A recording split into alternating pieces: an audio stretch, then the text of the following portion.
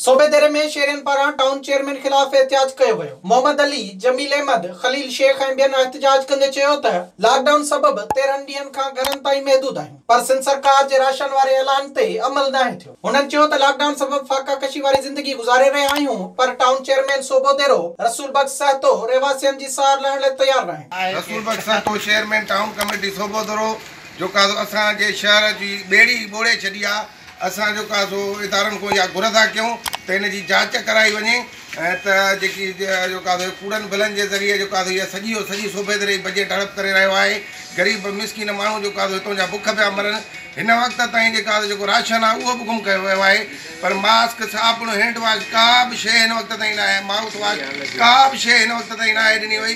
एहतिजाज कंदड़नि सिंध जे वॾे वज़ीर ऐं बिलावल भुट्टो ज़रदारी खे अपील कई त रहवासियुनि जी सार लही बुखूं काटण खां बचायो वञे। विजिट कयो अवामी आवाज़ मीडिया ग्रुप जी वेबसाइट awamiawaz.pk।